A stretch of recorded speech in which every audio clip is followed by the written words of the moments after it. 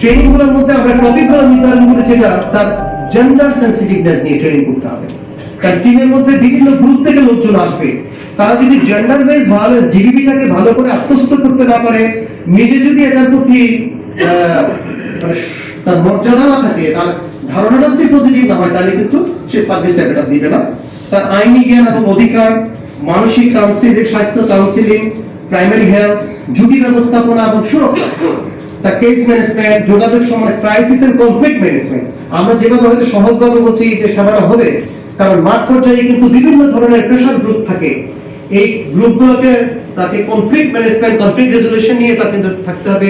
ডকুমেন্টেশনটা কিভাবে করবে, community engagement করে কিভাবে কাজগুলো করতে পারবে, অ্যাক্টিভ টিম বিল্ডিং এবং রিপোর্টিং, এই ট্রেনিং গুলোকে আমরা তাদেরকে দিই।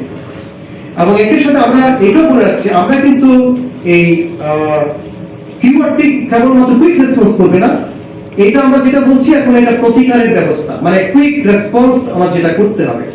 আমাদের প্রতিরোধের একটি লং টার্ম কার্যক্রম কিন্তু আমরা তাদেরকে ইউজ করব, সেটা আমরা পরবর্তীতে করব।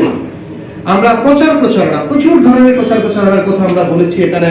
সোশ্যাল ইলেকট্রনিক মিডিয়া, আমাদের সামাজিক যোগাযোগ মাধ্যম, গ্রামীণ যে প্রচার মাধ্যমগুলো আছে, স্থানীয় প্রচার মাধ্যম, রেডিও, স্থানীয় নিউজলাইন, ওয়েবসাইট, অ্যাডস প্রমোশন, হেডলাইন, সভা, সেমিনার, গোলটেবিল বৈঠক, টক শো, ওয়ার্কশপ, বিভিন্ন শিক্ষা প্রতিষ্ঠান এবং কমিউনিটিকে এনগেজ করে, আমাদের যারা বেসরকারি প্রতিষ্ঠান সিইও আছে তাদেরকে এনগেজ করে আমরা প্রচুর পরিমাণ ট্রেনিং কার্যক্রম করতে পারি। এখানে কার্যক্রম সমন্বয়ের কথা বলেছি। স্যার যে কথা বলেছেন, সরকারের পক্ষে এটা কখনোই সম্ভব নয় যদি না যারা নন গভর্নমেন্ট অর্গানাইজেশন যারা আছে, সিভিল সোসাইটি অর্গানাইজেশন গুলো আছেন, তারা একসাথে আমাদের এখানে আমাদের তথ্য এবং রিসোর্সের বিনিময় করে আমরা কাজটা করতে পারি, দক্ষতা বিনিময় করতে পারি, প্রযুক্তিগত সহযোগিতা আমরা পরস্পরকে দিতে পারি, ট্রেনিং এবং সচেতনতা বৃদ্ধি কার্যক্রমে আমরা একসাথে কাজ করতে পারি, আইনি সহায়তা। আমরা কিন্তু বিভিন্ন সময়ে আমরা সার্ভাইভারদের জন্য আইনি সাপোর্ট আমাদের অনেক সিএসও অর্গানাইজেশন থেকে আমরা কিন্তু পেয়েছি। কাউন্সিলিং সহায়তা আছে, পুনঃ একত্রীকরণের ওনার যে কোনো প্যাকেজ আছে সেটার সাথে আমরা সার্ভাইভারদের এনগেজ করে দেওয়া এবং জিও কোলাবোরেশন, সবগুলোকে নিয়ে আমরা এই কাজটা করতে পারি।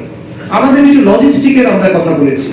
আমাদের যে সার্ভাইভারকে যদি আমরা রিচ করতে যাই, তাকে যদি কোনো ক্ষেত্রে উদ্ধার করতে যাই, আমার কিন্তু কিছু লজিস্টিক লাগবে। হয়তো আমরা গাড়ি দিতে পারবো না, কিন্তু আমি গাড়ির ফেয়ার দিতে পারবো, আমার একটা ভাড়া দিতে পারবো, একটা সিএনজি ভাড়া। ইউনিয়নে যদি ঘটনা ঘটে, উপজেলা মহিলা বিষয়ক কর্মকর্তাকে সিএনজি বা একটা গাড়ি নিয়ে গিয়ে তাকে কিন্তু নিয়ে আসতে পারে। এক্ষেত্রে আমরা বলেছি অ্যাম্বুলেন্স হতে পারে, ভ্যান, নৌকা, অন্যান্য যানবাহন, প্রয়োজনীয় ভাড়ায় চালিত যানবাহন, যোগাযোগের জন্য টেলিফোন থাকতে পারে, মোবাইল ফোন, ইন্টারনেট, অন্যান্য যে স্বাস্থ্য এবং নিরাপত্তা সরঞ্জাম, তারপর খাদ্য, স্বাস্থ্যকর পরিবেশ, আইনি সহায়তার জন্য যে আমরা দেখেছি আমাদের লয়াররা বলেছেন স্যার আমাদের বিভিন্ন ফর্ম আছে, কোর্টের যে ফর্মস বা অন্যান্য জিনিসগুলো আছে সেগুলো দেওয়া, ডিজিটাল ডকুমেন্টেশন এবং ট্র্যাকিং সিস্টেম এবং ট্যাবলেট, নোটপ্যাড যা যা আছে, কিছু লজিস্টিক্স আমাদের দরকার হবে, সেগুলো আমরা এখান থেকে দেবো। এবং এটার আউটকাম আমরা কি বলছি, সার্ভাইভারকে আমরা তাৎক্ষণিক প্রয়োজনীয় সেবাটা দিতে পারবো। তার পাশে গিয়ে দাঁড়ালে তার মনোবল বৃদ্ধি পাবে, তার ঘুরে দাঁড়ানোর যে একটা শক্তি সেটা সে ফিরে পাবে।